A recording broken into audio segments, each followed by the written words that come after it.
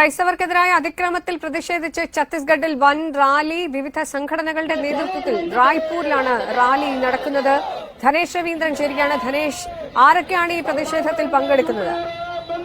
ശീതൽ, നമുക്കറിയാം ക്രൈസ്തവ മിഷണറി പ്രവർത്തനങ്ങൾക്കെതിരെയും ഒപ്പം തന്നെ ബന്ധക്കോസ്റ്റ് ഇതുമായി ബന്ധപ്പെട്ടും ഒക്കെ തന്നെ വ്യാപകമായ അതിക്രമങ്ങളാണ് ഛത്തീസ്ഗഡിൽ നടക്കുന്നത്. കന്യാസ്ത്രീകൾക്ക് നേരെ നടന്ന അതിക്രമത്തിന് പിന്നാലെ റായ്പൂരിൽ ബന്ധക്കോസ്റ്റ് ഇതുമായി ബന്ധപ്പെട്ട് പ്രാർത്ഥനാ യോഗത്തിലേക്ക് എത്തിയ ആളുകൾ ബജരംഗൾ പ്രവർത്തകർ വലിയ രീതിയിലുള്ള അതിക്രമം നടത്തുകയും അതിന് ഇതുവരെ പോലീസ് കേസെടുക്കാത്ത സാഹചര്യവുമാണ്.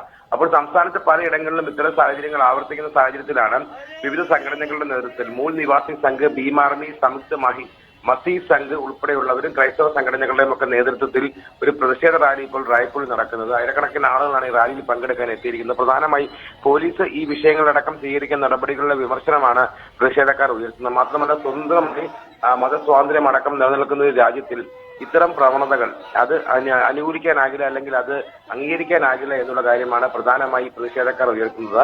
ഏതായാലും വലിയൊരു പ്രതിഷേധത്തിന് കൂടിയാണ് ഇപ്പോൾ റായ്പൂർ സാക്ഷിയാകുന്നത്. വിവിധ സ്ഥലങ്ങളിൽ നിന്ന് ഈ പ്രതിഷേധത്തിൽ പങ്കെടുക്കാൻ ക്രൈസ്തവ വിശ്വാസികൾ ഉൾപ്പെടെയുള്ള ആളുകൾ ഇപ്പോൾ ഈ റായ്പൂരിലേക്ക് എത്തിയിട്ടുണ്ട്. ഏതായാലും ഇതിലൊരു നടപടി സ്വീകരിക്കണം, സർക്കാരിന്റെ അനങ്ങാപ്പാറ നയം മാറ്റണം തുടങ്ങിയ കാര്യങ്ങളൊക്കെ ഉന്നയിച്ചുകൊണ്ടാണ് റായ്പൂരിൽ ഇത്തരം ഒരു റാലി ഇപ്പോൾ സംഘടിപ്പിച്ചിരിക്കുന്നത്. ശരി, ധനേഷ് രവീന്ദ്രനാണ് വിശദാംശങ്ങൾ നൽകിയത്.